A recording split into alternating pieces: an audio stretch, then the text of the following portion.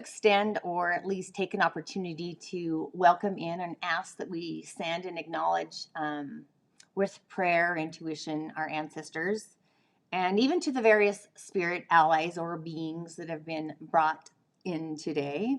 And also myself, of course, because it's always a great opportunity to do something like this and have conversations with the other world.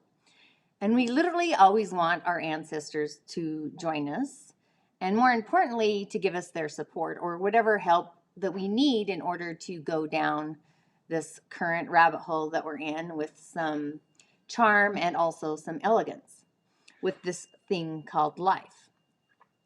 So just calling upon the earth spirits to hold us with all of our energies together as one family, a unity with one vision, or even the thin veil.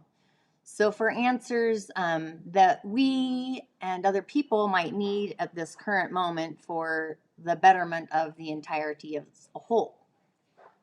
And just thanking and inviting spirit in, the spirit of mineral, to give us a chance to at least remember that deep within our bones that each and every one of us has this ancient skill along with wisdom to decipher and discern or give words to not only that which is only symbolic, but also calling in the spirit of nature, the spirit of change and transformation, the keepers of the Wereme, and to even be able to see our journey as a journey of transformation. Just taking notice of the world's increasing need for, obviously, change and transformation, but we can be the pioneer of all of this. And recently, I literally had a vision of being at a crossroads. And my visions are sometimes of another language, so I literally have to decipher them in very curious ways. And I just want to share a little muse about the element of fire. And I'm sure you've all noticed that the earth seems to literally be on fire lately.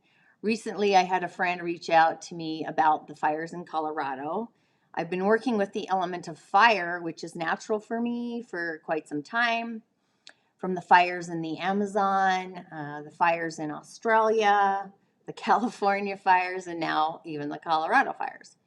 So on a galactic scale, one might think more about the modern day civilized culture associated with fire, to the point where fire translates to the modern culture as an all-consuming element. After all, we're all part of this consuming a society, right?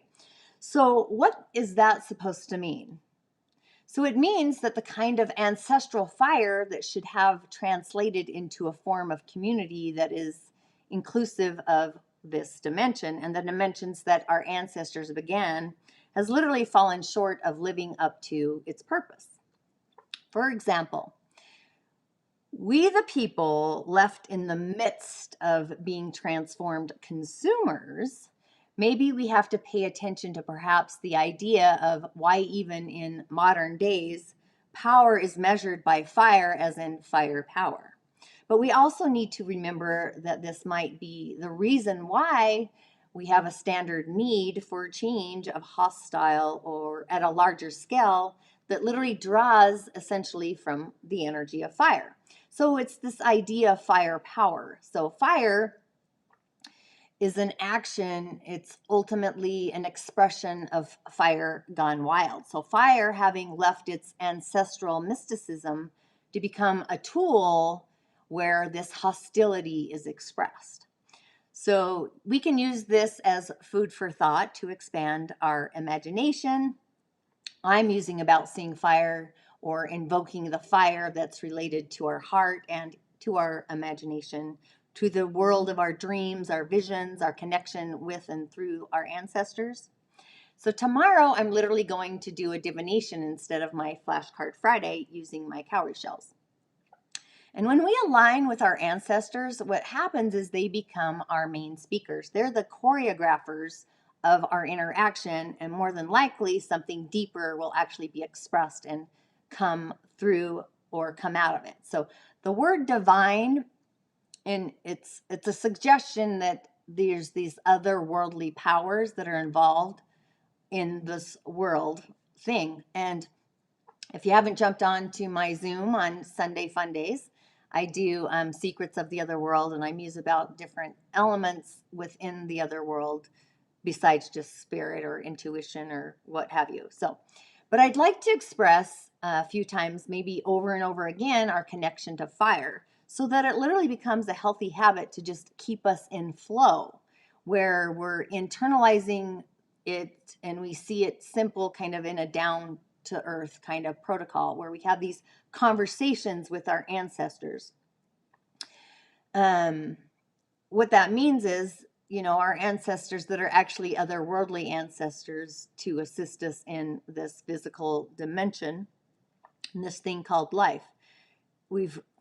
It's like we've lost connection to spirit in so many different ways to where we can call in our ancestors from different timelines to assist us with this kind of shape shifting that we are in so need of. And recently, I've been watching a Netflix show called Urtugal. I've been reading the captions for it, but it brought me to like see the world through the eyes from the 11th century, say. And these are stories, but yet they have a story within the story.